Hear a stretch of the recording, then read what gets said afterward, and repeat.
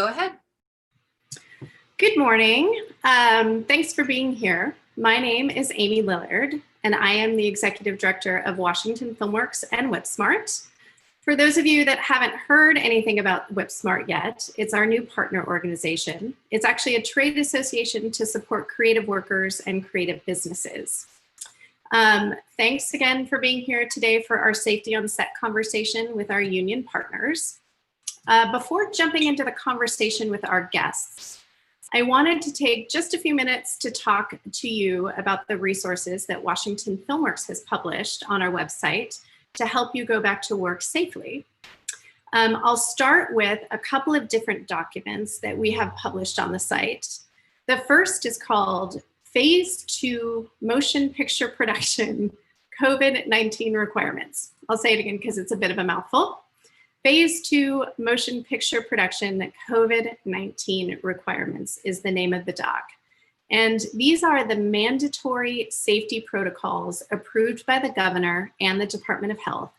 And these are the protocols that every production must follow, regardless of the size of their budget, or if you're filming on public or private property. So it's a relatively short document of just 3 pages. It mirrors a lot of the things that we're doing within our communities right now.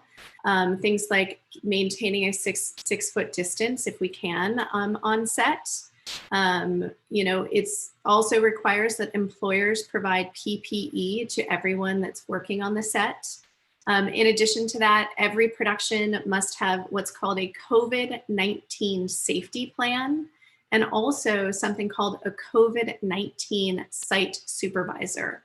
That individual on set is the person who will enforce the safety plan and then also monitor the health of the workers on set. In addition to this document, in working with a statewide task force of over 160 people, we have put together in partnership with them something called Washington State Motion Picture Production COVID-19 Best Practices. So this is a document where we really turned to experts in the field, and we really leaned in hard on our union partners and asked them, it's one thing about these standard safety protocols, but what are the best practices for our industry? What's going to keep our cast and crew safe to the best of our ability? And so within this document, there's lots of great ideas for you. There's also recommendations per department. So if you work in a specific department, you want to see what other people are doing to keep safe, it's there. We borrowed a ton from what we call the Safe Way Forward, which is one of the union documents that's been put forward. So again, it's just a whole bunch of great information for you to take a look at. In addition to that, we have curated a bunch of resources on that website as well. So things like, how do you access PPE? There's a lot of different safety training videos that you can access on that site. And we did a lot of work around what are the downloadable resources that producers can use or employers can use as they go into production. I'll just mention a couple right now in this moment, which I think are super valuable. One is called the COVID-19 Set Safety Checklist. So what we did at FilmWorks is we took those mandatory safety protocols and we basically made a checklist of what every production needs to do. And essentially, if you're checking those boxes off on that checklist, you know that you're meeting the mandatory safety protocols for going back to work. In addition to that, we put together what we call Basics for Crew. It's a 2-page document that you can give to your crew, cast and crew, with their start paperwork, with their call sheets. It really covers the basics of what everyone should know as they walk onto the set. And then one other thing I'll mention is something that we had our lawyers put together called Acknowledgement of Reading the Safety Protocols. So you want to make sure that everyone on that set knows what has to happen to keep people safe. And so it's basically a document that your cast and crew member sign saying, I've gotten the information that I need to know, I've read it, and I understand it. So all of that is downloadable on our website. And I should mention our website is washingtonfilmworks.org. And there's a link right on the homepage that takes you to something called the COVID-19 production resource page. So I just wanted to give that kind of contextualization, because the most important thing for all of us is that we go back to work safely. And so if you have questions about those resources, drop them in the chat on the YouTube site, and we'll do our best to get to them at the end of the conversation with our partners. So with that, let's move on to our panel conversation. As we know, the national entertainment unions are largely responsible for setting industry standard practices for safe sets. And more recently, DGA, SAG-AFTRA, IATSE, and the Teamsters have all been working collectively to design safety protocols in the time of COVID. This group has authored two really important and interesting documents, one called the White Paper and the other the Safe Way Forward. And this outlines how employers can provide safe workspaces for cast and crew. There's quite a bit in these documents. And so we, of course, have invited our local resident experts to chat with us about what it all means. I'd like to introduce them separately and one at a time so that they can introduce themselves. I'll start with Chris Comte from SAG-AFTRA. Chris is the Senior Business Representative from SAG-AFTRA. He's actually replacing Shalia today, who couldn't make it. But Chris, can you just say hello and tell us a little bit about yourself? Sure. Hi, everybody. Yes, my name is Chris Comte. I'm the Senior Business Representative for the SAG-AFTRA Seattle Local Office. We cover a 5-state territory, as we also provide service for the Portland local as well. So Oregon, Washington, Idaho, Montana, and Alaska. I've been in the entertainment industry in some form or fashion for well over 30 years now.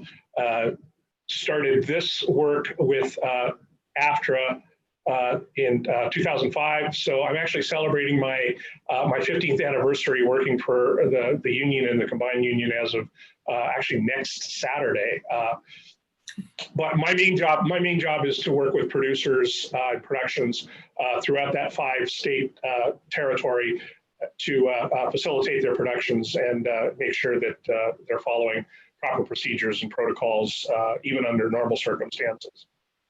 Well, we are far from normal right now, that's for sure. So thank you for being here, Chris. And then I'd love to introduce Melissa Purcell, the Northern Business Agent for IATSC 488. Melissa, can you say hello and introduce yourself? Hi, Amy. Thanks. Hi, everybody. I'm so glad to see that folks are here today checking in with us. I am the Northern Business Agent of IATSE Local 488, which is a studio mechanics local that covers all the film crafts, essentially, other than camera and production design and art directors. I am, our jurisdiction is Oregon, Washington, Montana, and Northern Idaho. Great.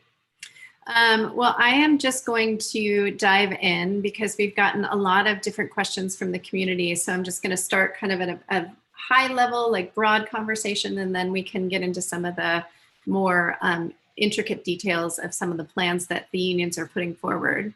So I just would love to start with if you guys could share with the community what is the white paper and what is the safe way forward? Where did they come from? And are they requirements or suggestions? If you guys could dive into that conversation, that would be helpful. Chris, you want me to kick it off? Yeah, sure, go right ahead. Okay. So I'm glad you asked this because there's a lot of confusion out there. So the white paper is a document that was created by the joint film unions, SAG-AFTRA, DGA, IATSE, Teamsters. It was made in agreement with the AICP, Alliance of International, do I have that right? Commercial Producers. And it was really created as a baseline for safety that to get states to open for the industry. So what they were recommending was that this was a baseline of requirements for safe working within our film industry, and that, that unions should essentially present those to their states as safety guidelines. What came after that was the Safe Way Forward document, which is, again, the joint unions, but without a producer's agreement currently. So the Safe Way Forward is a much larger document that goes more into detail about what the joint unions are recommending, even prior to current negotiations that are still ongoing. So if you want what is essentially what I would think is the safest way to work right now, is you would refer to the Safe Way Forward document, which is what the joint unions are currently recommending and negotiating on in terms of being a acceptable contract to work from within this pandemic time. Did you want to add something? Does that make more sense? Anything to add, Chris? No, I think that covers it fairly succinctly. I like to just think of the white paper as sort of, like you say, the sort of the baseline, the overall general scope of what we're dealing with and how we think we're going to need to deal with it going forward. And then the Safe Way Forward being really the specific procedures and protocols that we are recommending to production companies and producers when they're actually shooting. Great. Just for those of you that are watching that maybe haven't read those two documents, they are on the website and that website page that I referred to previously under its own heading, which is Union Protocols. One of the things I appreciated so much about the Safe Way Forward is how based it is in science. And they talk a little bit in that document about the rationale about how are they getting to some of the recommendations within that, within that document. So check that out if you haven't already. Melissa, you actually alluded to something that I wanted to jump into about the status of the production agreements and the status of the legally binding agreements if you want to make a union project. Where are we with that? Well, they're still in negotiations. It's taking much longer, I think, than anybody anticipated, mostly because there's a lot of, the safety, I'm sure we'll get into this later, but the safety supervisor or safety compliance officer, as it was referred to, and safety plans. These are all, of course, very new things for industry. And so the way the studios and the employers want to approach this versus the way the joint unions want to approach this is still being ironed out. And a lot of that, I think, is really based on the safety supervisor. Studios all have already safety departments that have always been there, that have worked with things such as chemical safety and base safety items. And so the studios are saying they really want that this safety officer and compliance officer should work within the safety department, whereas the joint unions are saying, no, this needs to be independent. It needs to be a separate entity that is not part of the studio system so that there is better oversight. So I'm not sure how long it's going to take, but until that time, I still just have to keep reiterating that the Safe Way Forward is the document that people should be using and is recommended by the joint unions for the safest way to work, which is what they are negotiating from. And just in addition to that, briefly, the other thing that's a major difference with the safety departments that are already exist in production companies, et cetera, is those are designed for more sort of general workplace safety, as Melissa pointed out, hazardous materials, unsafe, areas of sets and locations and things. We're talking about medical safety, which is a completely different subject and one that, frankly, all of us are trying to get up to speed on. So we feel that it's extremely important that the people who are going to be what we're calling health safety supervisors as a new position in production have, for example, medical experience and background, preferably specifically in the area of immunology and virology, since that's what we're dealing with COVID, so that they have some expertise in that area that someone who is, working on a safe set location or a safety department within a studio or a production company isn't necessarily going to have that level of knowledge and expertise. So we wanted to make sure that it was very clear in our documents that this position is medical in nature and not just general workplace safety. Thank you for that clarification. It's interesting to me in this environment that all the unions are working collectively together to come up with the production agreement around safety. Will all of the unions, or do you know yet, will all of the unions use that basic production agreement then after that's been negotiated?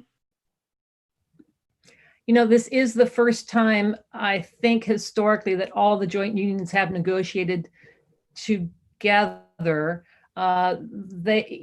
I presume, I have only been a business agent for the last year and a half, but I presume that yes, because the joint unions are negotiating with the employers, with the studios, with the signatories. And so maybe Chris, you can hone in if I'm missing something, but yes, the contract, well, let me think about this. The contracts that will be signed will be per each union, but what those contracts will be off the recommendations of the Safe Way Forward. Chris, can you touch on that? That's my understanding as well. Obviously, in order to not only just sort of streamline the process so that it goes more quickly and more smoothly and we can get an agreement with producers and studios, it certainly makes sense to have all of the unions be on the same page, and the Safe Way Forward protocols that we are recommending collectively form the core of that. So while there may be individual specific permutations because each of our unions represent different areas of production, different workers in those areas, that there may be some slight variation just to accommodate the different positions that people hold within a production. The safety protocols themselves, from my perspective, are going to be essentially the same.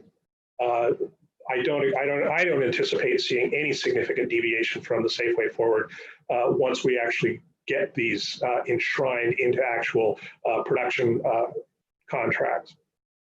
I love the word enshrined. I love it. I'm going to use it when it's enshrined. So I am so pleased to hear that there are lots of people going back to work. We've heard quite a bit from the community itself, but then also our office is getting quite a bit of inquiries. Washington is one of the few states that has the green light to go back to work at this time. To clarify, and I didn't mention this in the beginning, the governor has approved production in any county that is in phase 2 or phase 3 of the Safe Start plan, which is, you can find out where any county is at by Googling it. But I wanted to ask if, since we're getting calls already, and many of them are for union projects, since the national contract isn't done yet, what do productions do if they want to go union when that particular negotiation isn't done yet? Well, from the SAG-AFTRA side, we are actually working with individual productions on a project by project basis.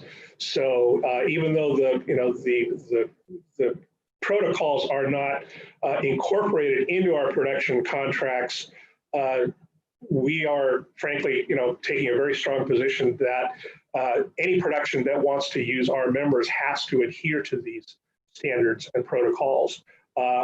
But we are having to do this with every production as they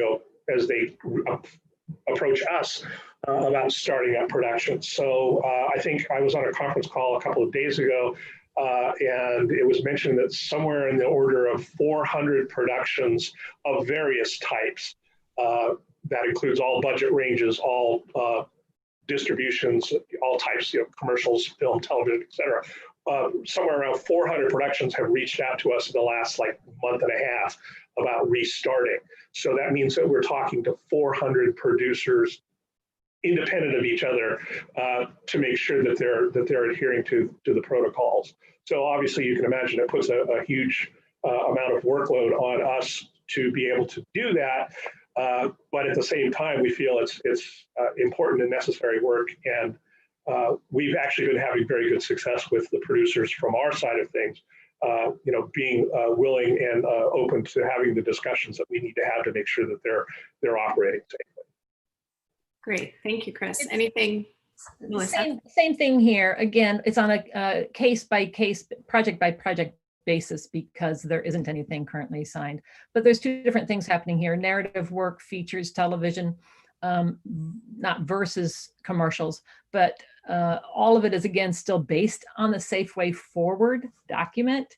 And a lot of that is really about rapid testing, which is not readily available. So what you will see is that even though everything's on a project by project basis for narrative work, the testing seems to be, on projects that have enough of a budget, they are able to procure the testing that's necessary. Whereas on commercial projects, the testing is harder to get because they're shorter term jobs and they don't have as much money.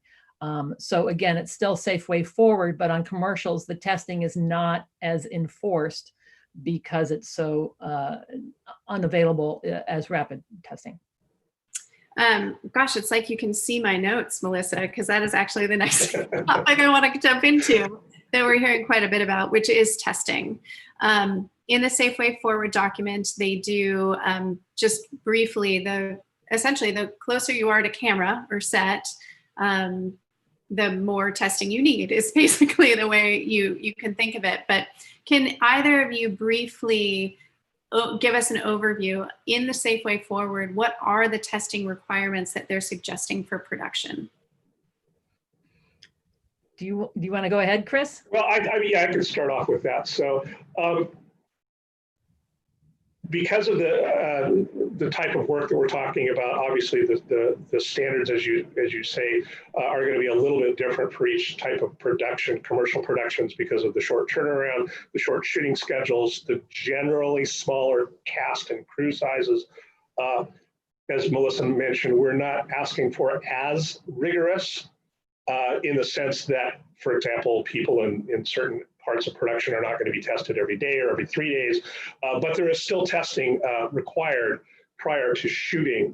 The real challenge, of course, with short duration projects is that, even with an ideal 24 to 48 hour turnaround time on testing, people still have the potential to be exposed within that window between the time that they take the test and the time that they get the results back and the time that they then go to set.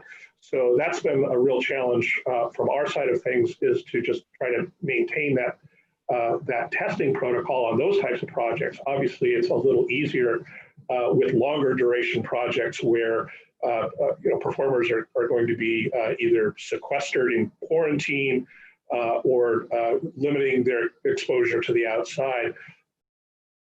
But the main thing is for us is that it has to be a test for active virus, and it has to be a fast test that can be done with results within 24 to 48 hours. I would add to that, and thank you for pointing out which test it needs to be, because that has been part of the conversation. The rapid testing that everybody wants to have within this industry is something that would turn around, I believe, within 4 to 5 hours. I mean, if you had something that was more responsive like that, then you can, in the big picture, probably on union jobs, you will be paying people on the day that they need to be tested for part of their, minimum call time or something like that. And they'll be tested and they'll have the results and they'll start work the next day. Right now, there was a union commercial in town yesterday, one day spot, and the company was asking individuals to get tested if they could 2 days prior to filming, because they knew that they might need that 48-hour turnaround. But again, if that person was already booked on another job and not able to go in, it becomes this other conversation. So I guess in our area and in our state, what we are really seeing is that producers are scrambling to try and find resources and medical services that could accommodate our industry. This is something that we still need to very much work on. Really, the best service that I have seen to date is the drive-through services that are in North and South Seattle. They're asking you to make appointments, but you don't have to, and it's the old emissions services, which I think is hilarious and great. And most people are getting their answers within 24 to 48 hours. So that's kind of the best that we're able to do right now, but we very much do need some services that would contract with productions in order to send crews over there and be billed, et cetera. And then just a follow-up, like just more on the nitty-gritty side, is it 3 times a week on a longer form? Like that was, yeah. Right. Well, it depends, and I think we'll get into this a little bit more when we talk about the difference between like what are zones and things like that. Depending on where the person fits into the production process, the testing is more rigorous, obviously, for those who are the closest to the camera or the performers. So those are the people that we're looking at. If it's a multi-day or multi-week shoot, that would need to be tested 3 times a week because they're the ones who are at the greatest risk of exposure. As you move farther out from on set or off of set to production staff, production facilities, transportation, so on and so forth, their testing is not going to be required to be as rigorous because again their exposure is either more limited or in some cases will not actually have any exposure to the people who are actually on set. And I think there's something about the epidemiology, as I recall, that dictates that every 3rd day is your best bet for catching something, essentially. Absolutely. Yeah, our studies have shown that obviously daily testing would be ideal, but a minimum of every 3 days can reduce exposure levels by a significant amount. Nothing is ever going to be perfect, even if we get instant result tests. But the more testing that is done, the more frequently it's done, the sooner you're going to catch somebody if they do test positive, and the faster you're going to be able to sort of close things down to prevent that from spreading. Excellent. And just so the community is aware, having heard these issues about testing from our union partners and from productions, we are in constant conversation with the governor's office, talking to them about these challenges of us getting back to work and how necessary it is for rapid testing. So we are aware and doing the best that we can as the Film Commission to try and get the state to understand the challenges we're having as we try to go back to work. So we'll continue to partner with our partners here and see what we can continue to do. So yeah, and just very quickly while we're on that point, I mean, the one thing is that other people have to realize is that this is a dynamic situation. The testing, the availability of testing, the type of testing, the efficacy of the testing is changing constantly. And so while we have these protocols in place, they're not completely written in stone because we do want to be able to take advantage of any new advances or new developments that occur on the fly and try to incorporate those as quickly and effectively as we can so that we're staying on top of the situation and providing the most effective and most efficient way of making these sets safe as new information, new studies, new protocols, et cetera, come down from like the WHO and CDC and things like that. So we're constantly looking at keeping these, it's a living document in that sense. It's our favorite phrase at FilmWorks is pivot and shift. Like, it is a constantly evolving situation. So thank you for that reminder, Chris. I want to shift to another hot topic that this is probably the question we get most at FilmWorks from people just calling in, trying to find out how to comply with safety. In the Safe Way Forward, there are 2 positions listed. There is the Health Safety Supervisor and the Health Safety Manager position. Can you, either one of you, jump into very briefly talking about what each of those individuals might do on a set? And then I'd love to pivot towards what, some other topics within that. So. Sure. So this is certainly a new position. So that's why there's probably a lot of confusion and not a lot of information out there right now. And it is a pertinent position. So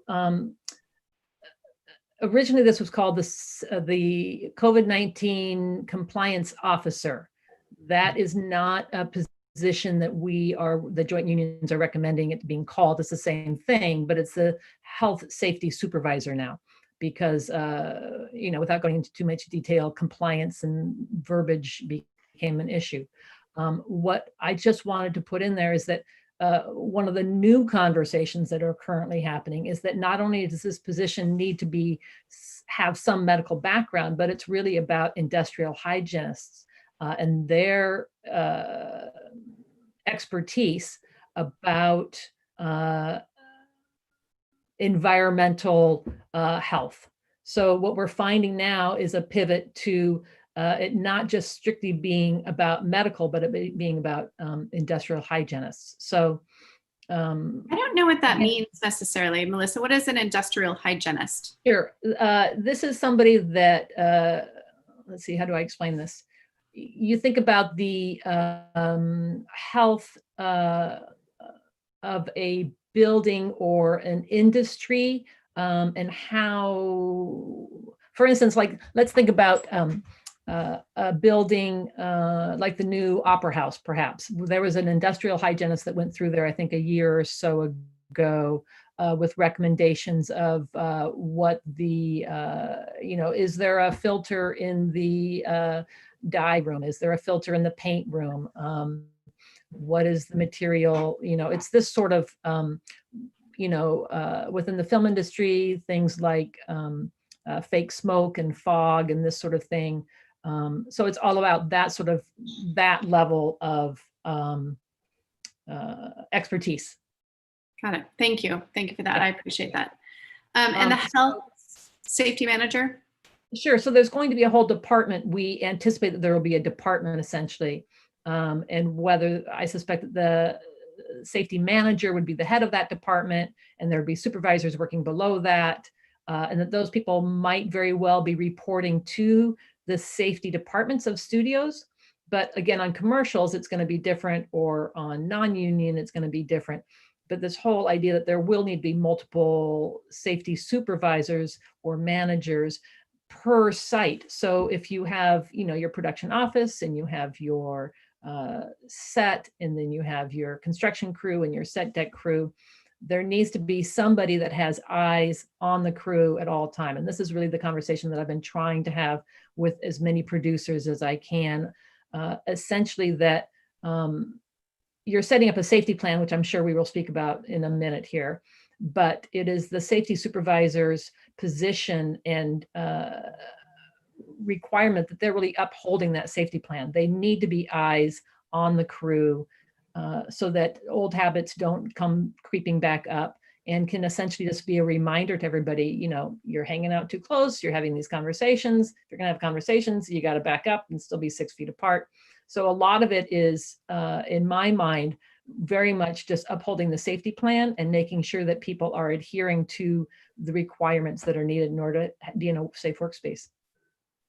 Yeah, and I think in addition to that, the safety manager is the one who is going to ultimately be responsible for actually implementing the policy in terms of making sure that environments have been cleaned either prior to or post shooting, that equipment is being cleaned, that the necessary PPEs and sanitary articles are restocked regularly and that are readily available and things like that. So if you sort of think of the health safety supervisor as sort of the higher level in terms of being ultimately responsible for making sure that there is a policy in place and executing that policy, the health and safety manager is the person who's actually physically going to carry that out. We're getting quite a few questions in the chat about is there a minimum requirement for training or certification for these two positions that you're aware of right now? So here's the dilemma, right? Is that because these are new positions and because nothing has been signed contractually, and the film unions historically set the standards of the industry, whether it's union or non-union. So those standards haven't been set other than what the joint unions are recommending, again, in the Safe Way Forward. In the Safe Way Forward, though, that is something that hasn't been ironed out. What are the requirements and what is the training for these new positions? And so the short answer is no, there isn't. At the same time, what the joint unions are recommending is onset medics, because at least they have, again, medical background. They also already know sets. What's important, the joint unions are feeling, is that this needs to be somebody that understands the flow of work within our industry and are, familiar with our industry. So in this interim period, as we are very much in, what I am trying hard to do is, again, have conversations with producers who are making these hires and make sure that they are aware that onset medics are a perfect hire. Anybody that works out of the Hollywood locals, out of other crafts, and is willing to work as a safety supervisor might be a good fit as well, depending, only because they are up to speed, hopefully, on their safety passport program, which is heavy training out of the Hollywood locals. I've also had conversations with some producers and production managers, people that are used to being in a position of understanding the big picture of a job, who are interested in that position. The only training that we understand right now at a minimum will be required is the OSHA 30 training. And so IATSE Local 48, our local, is currently holding those trainings. It's a 4-day process. It's a big commitment, but we are holding those trainings for both 48 members and for non-union members. So if anybody was interested, that training certainly wouldn't hurt. I would say that all of the online certifications for these safety supervisors or COVID-19 compliance officers may or may not be worth your $50, but it certainly might have some good information. I do not believe that it gives you enough information to say that you are ready to be a safety supervisor. And I would say that that certification is not really a certification, other than that company that you paid your $50 to says, now you're certified. So we're in this interim period, trying to get this information out there. So thank you for bringing that up.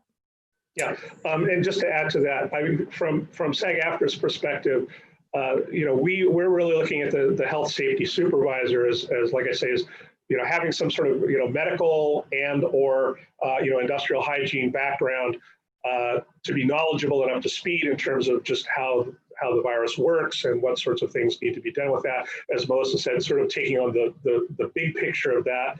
Whereas for us, the health safety manager, we want to have a good, strong grounding in film and television production, because they're the ones who are then going to have the knowledge about, this is what the equipment is that we're going to be dealing with. Here's how we clean it. Here's how we transfer things around when we're changing locations if they have to do. So that there's a balance there between those two positions in terms of how do we deal with protecting people from the virus, but also how do we do it in a way that makes sense for our particular industry.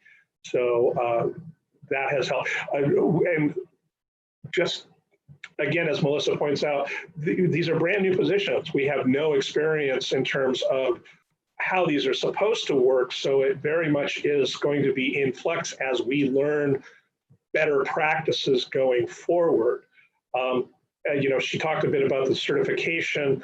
We're requiring that not necessarily for all productions, but at least if we know that someone on that production has had some kind of certification, depending on the level, if it's a short duration project or a low budget project, where they're just simply not going to have the resources to be able to hire somebody at the level that, like a big budget Hollywood studio production would be able to hire. We're gonna look at that. So we're trying to be as flexible as we can within the parameters that we've set. I've just had a couple of conversations, even just in the last couple of days, with some producers. One of them has hired on a pediatric ER nurse to be their HSS. Somebody who obviously has some medical background, has some experience working in immunocompromised environments, things like that. So it's a brand new field, and people are going to be kind of, I guess, coming out of the woodwork, as it were, as productions move forward, trying to find people who sort of fit the general parameters. And I think long term, I think we're going to see more of a movement towards specialists who will actually have, all of the requisite knowledge and experience to be able to take on these positions. But right now, everything is in kind of flux because everyone is trying to figure this out as we go along, and we'll just keep improving and honing in on it as we do that. I appreciate that. I certainly appreciate hearing that during this time, especially during this interim time, there's some flexibility around what will work for smaller budget productions and larger budget productions. Does the union have any perspective on, implementing these safety guidelines and approximate cost associated with them? So hiring these folks on set, PPE, is there any conversation happening, at the local or national level that you guys are aware of about if you're a producer, and this is something we're getting quite a bit in the chat about, if you're a producer trying to budget to do the right thing, what does that look like and how does it cost? Sure. It's hard to give hard numbers because every production is going to be different based on what their individual and specific needs are. But I would say, just based on what I've been seeing anecdotally, there's two areas that producers have to look at. One is what is the actual cost of the equipment and the personnel that are going to be required to execute the Safe Way Forward protocols. That, and again, this is just a general, very broad ballpark, is looking at about 10% of total production costs. You add all of that in. The second thing that people need to factor in, and this is very important, is production insurance, because as individuals, whether they're performers, crew, production staff, et cetera, have concerns about their exposure while working on projects. The insurance industry is now starting to develop specific industry requirements for insurance certification. And we're seeing those numbers range anywhere from about 3 to 10% of production costs in order to be able to have that added, liability coverage. I want to ballpark. I'm going to say 20% to cover everything. And I am hearing the same, between 20 and 30%, depending on the size of your budget, is what I am hearing consistently from folks. I do want to take that opportunity, Chris. The task force that put together the protocols for the governor to consider, we actually had a production insurance person come in and talk to us about the challenges around production insurance right now. That video is up on our site as well, on that COVID-19 production resource page, if you want to check that out. I want to spend at least 10 minutes at the end of this call having you guys answer some questions, but I want to jump into, we have so many other things. Like, if you guys can give me like the short answers on a couple of questions. So will there be quarantining requirements for out-of-state cast or crew when they're coming to work in Washington? To the best of your knowledge. Sure. Yeah. Short answer to that question is no, not a requirement, but it is highly recommended. Can you ask that question one more time, Amy? Sure. Will there be quarantining requirements for out-of-state cast and crew coming to work here? Yeah, I would have to say that is still hard to say, but I would anticipate that it would be a heavy recommendation. Okay. How do you suggest, if they see unsafe practices on set, how do you suggest they report them? When you say they, being any crew member or anybody involved in the industry? Yeah, this is what the safety supervisor is for. You should be going to your safety supervisor. Within the film industry and crew, there's always a seniority and protocol. You go to your department head whenever you have a concern. Hopefully your department head takes you seriously, and they might be the one that needs to go to the safety supervisor. But anybody should be able to at any time go to their safety supervisor. And if they don't feel like they're being taken seriously, they could go to their producer or their first AD. But this is one of the reasons why the safety supervisor needs to have the autonomy to uphold the safety guidelines. Great, thank you for that answer. Chris, I think this is an interesting one, and one we've gotten in our office quite a bit, which is, as you know, oftentimes you will sign, some productions will sign a SAG-AFTRA contract, but not a contract for IATSE, for example. So in that vice versa. or vice versa, I appreciate that. So if you have that situation where you have union talent, do they have to follow all of the safety protocols in the safe way forward if they're a non-union production? Yes, because we would not sign I would not sign a contract with that producer if they did not agree to adhere to those standards. Mm-hmm. And so you would be looking for the HSS and the HSM position and, you know, the testing and things like that. Exactly. And would that be only for the talent, the testing, well, or would it be for? We only have jurisdiction over talent, but I would certainly expect that if they are going to be providing that level of protocol, it's going to be for production wide. It's going to include everybody on the production because, you know, in some instances, again, with a smaller production with a shorter duration, everybody's going to be in somewhat close proximity to the performers and the camera crews and things like that. So it's really important that they encompass as much of that as possible for as many people as possible.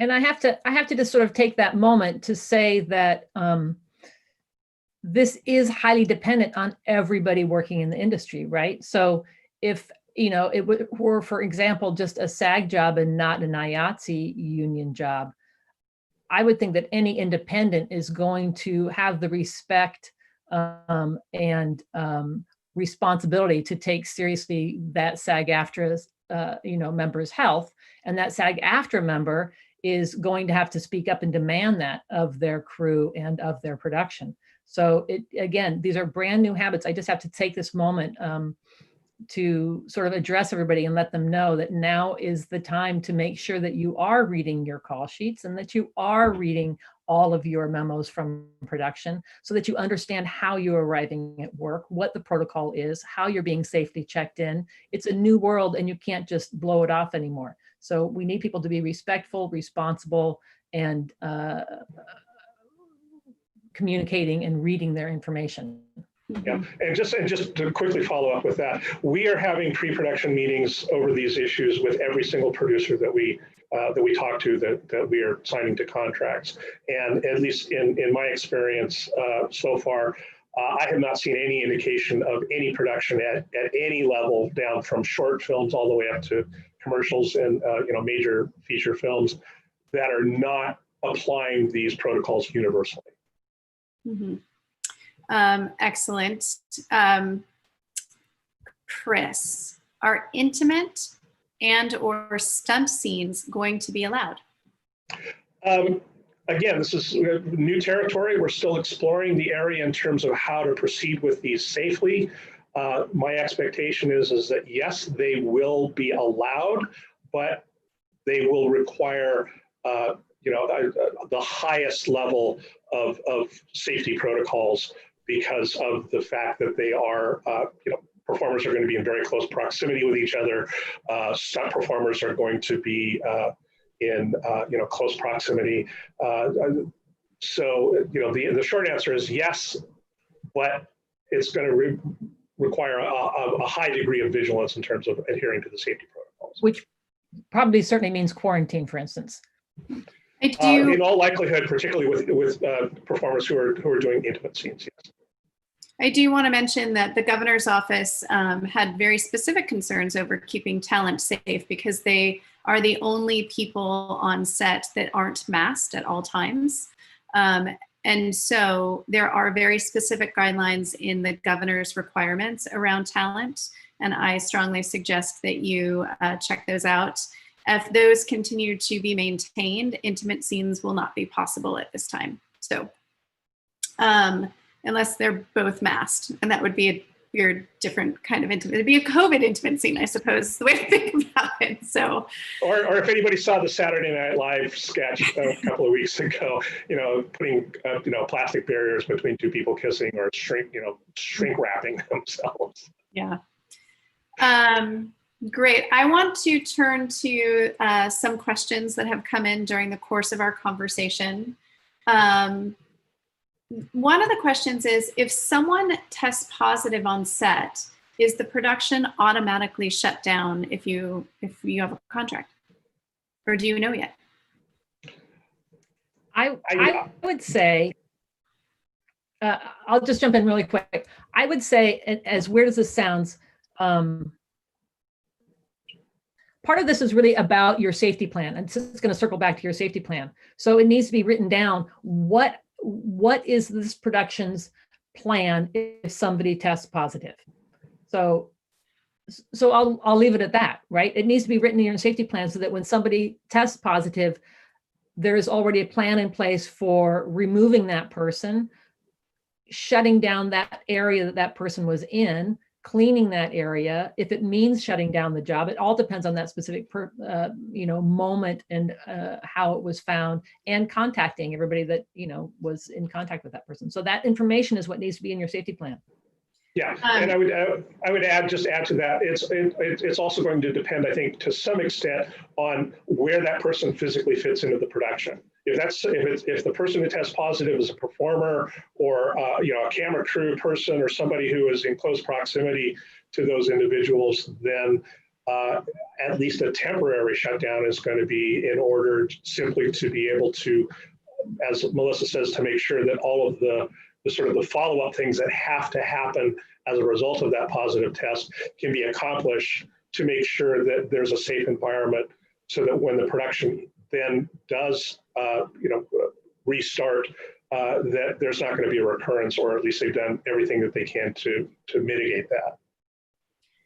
This, I think, is a really nice opportunity, and it's a question that came up in the chat, because we skipped over this, which is pods and zones, right? So zones are very prominently placed in the Safe Way Forward document. Can you give us the 90-second zone? And the reason it's coming up now for me in this conversation is because it's a way to mitigate risk in shutting down a production around COVID. So if one of you could jump in and just give us the brief overview of zones. Sure. So the idea of zones, or some people call them pods, is that there is a hot, medium, and is it referred to as cold? Anyway, 3 different levels, right? And oftentimes there's been reference, as you're coming into work, you're getting a wristband. And so you might have a different colored band depending on which zone you are working in. And so those that are working closest to the actor, which is obviously camera personnel, and hair, makeup, and at times wardrobe. A lot of the workflow is changing right now, so that would be dependent. But anybody close in closest proximity to the actors would be in the hot zone. They need to have the most testing. They need to. The idea is that you are staying within your parameters of your work area. The next zone out would be those like grip electric, or props, or art department, certain production personnel, and again, this would be people that would be coming into the set at times and then stepping out again, but only upon the actor and the camera personnel moving out of that zone. So it means people stepping in and stepping out, and cleaning happening after each crew comes through. And then you're going to have your outer zone of people like PAs, location managers, set dressers that are just doing deliveries, people that are never stepping into the actual hot zone. I think I'm obviously missing some things there. Yeah, but, just the other thing to keep in mind is that the outer zone also includes literally the rest of the world, because the position, if it's a prop buyer, if it's a location manager, somebody, they're going to be interacting with the general public. Or if you're on a location somewhere where you just simply cannot isolate completely away from the general public, they're going to be part of that outer zone too. I like to think of it as, if you've ever had to go see an immunocompromised person in a hospital ICU, there's those various levels. You can walk into the hospital or again, pre-COVID, you can walk into the hospital and there's really no sort of requirement in terms of what you have to do. But then as you get closer to that ICU, when you get on the ICU ward, then maybe they're going to have you mask and glove up. And then if you actually want to step into the room where the person is that you're visiting, you've got to go full PPE in order to do that. So if you kind of think of it along those lines, in terms of the closer you get to the actors and the camera, the higher level of protocols and hygiene that are going to be required, and that to try to minimize the amount of crossing between those zones. You're trying to create a is bubble really for that important. inner circle. Yeah, exactly. Yeah, so that hot zone in the center there is effectively isolated from everybody else to the extent that it's possible. And you really can scrub in and scrub out. I was on a set yesterday and that term was used and I thought it was a great term. You know, if you're stepping into that hot zone, you're washing before you go in and you're washing as you come out. Okay. Where can you take an OSHA 30 course? Currently, Local 488 is scheduling them and they can contact me to get that information. Great. And Melissa's contact information is on our website under resources and unions, as is the local SAG-AFTRA office as well. So I want to be very respectful of everyone's time. We have 3 minutes left, and I just wanted to, first of all, thank Chris and Melissa for being here.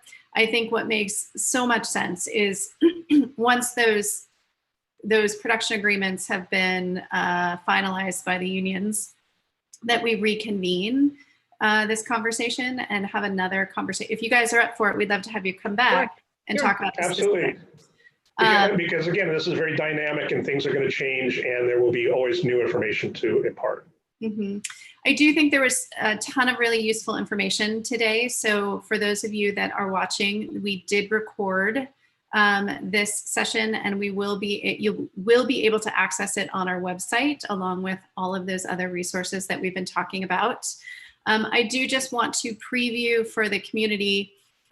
We started with some high level conversations around here are the safety protocols and how does that interface with production. But the next step in our process and what we've been hearing that the community needs is, what does it really mean when you step onto a set, right? So now we have people who have been working in our community for a good 3 to 4 weeks now and implementing these safety plans and safety procedures. And so we're inviting people to a conversation who can give us like what actually worked and what didn't work, or what was a total disaster, but this was winning. So we are going to have some producers come in and have that conversation with us. In addition, we are going by department. So we're going to have a DP and a key grip. We're going to have hair and makeup and wardrobe because they interface so much with talent. And so we're going to continue this conversation based on what we hear from you, our community that we work for, that you need.